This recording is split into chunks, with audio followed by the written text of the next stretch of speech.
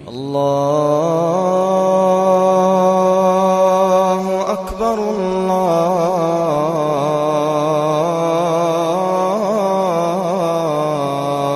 اکبر۔ مکہ مکرمہ میں زمزم کا کنواں ہے جو حضرت اسماعیل علیہ السلام نے اپنے بچپن میں پیاس سے تڑپتے ہوئے پاؤں مارے تھے، اور یہ زمزم کا کنواں نکلا اور یہ جاری رہا، کئی صدیوں تک جاری رہا۔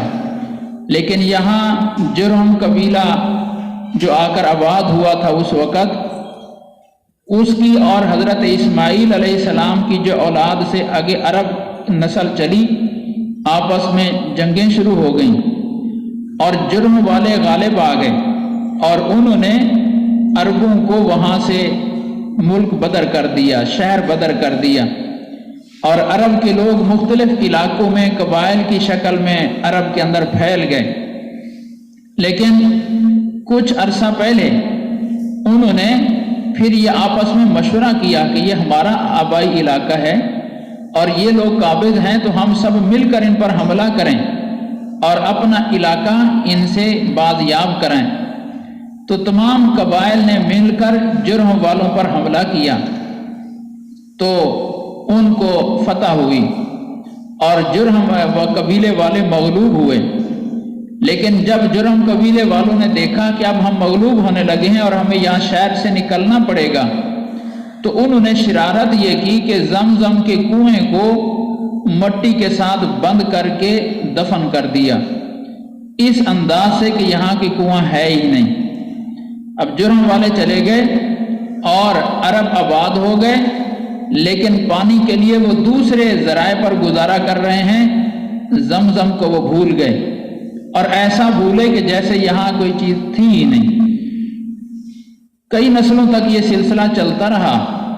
حضرت عبد المطلب حضور صلی اللہ علیہ وسلم کے دادا محترم، ان کو ایک دن سوئے ہوئے یہ خواب آیا، کوئی کہہ رہا ہے کہ کھدائی کرو، نیچے برہ ہے، برہ کو ظاہر کرو۔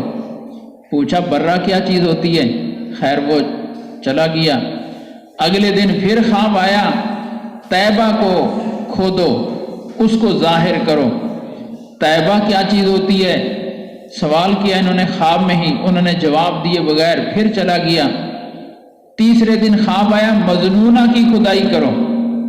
کیا ہوتا ہے مجنونہ؟ چلے گئے۔ چوتھے دن پھر خواب آیا اور کہنے والے نے کہا زمزم کی کھدائی کرو۔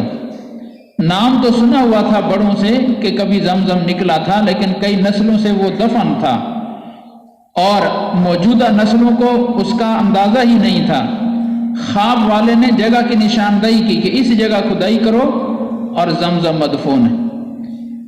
عبد المطلب نے مکے والوں کو جمع کیا اور اپنا خواب بتایا کہ مسلسل 4 راتوں سے مجھے یہ خواب آ رہا ہے اور حکم دیا جا رہا ہے، اس لیے یہاں زمزم ہے اور ہمیں کھدائی کرنی چاہیے۔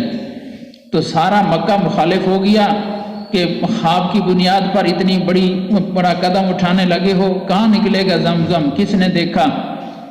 کوئی نہیں ماننے کے لیے تیار ہوا۔ عبد المطلب کے اس وقت ایک ہی بیٹے تھے، حارث، اپنے بیٹے کو ساتھ لیا اور کھدائی شروع کر دی۔ کئی دن تک کھدائی کرتے رہے اور کئی دن کے بعد اس کنویں کی منڈیریں ظاہر ہونا شروع ہوئیں۔ تو خوش ہو گئے کہ الحمدللہ میرا خواب سچا نکلا اور یہاں سے زمزم برآمد ہو گیا۔ تو کھدائی کرتے کرتے یوں زمزم کا کنواں ظاہر ہوا۔ اب چونکہ زمزم کا قاسم آ رہا ہے، زمزم کو تقسیم کرنے والا نبی، اس کا زمانہ قریب آ رہا ہے، تو اس کی آمد سے پہلے حق تعالیٰ یہ تیاری کروا رہے ہیں کہ زمزم کو دوبارہ جاری کروایا اور دوبارہ ظاہر کروا دیا۔ یہ اللہ تعالیٰ کی طرف سے انتظامات ہیں اور غیبی مدد ہے۔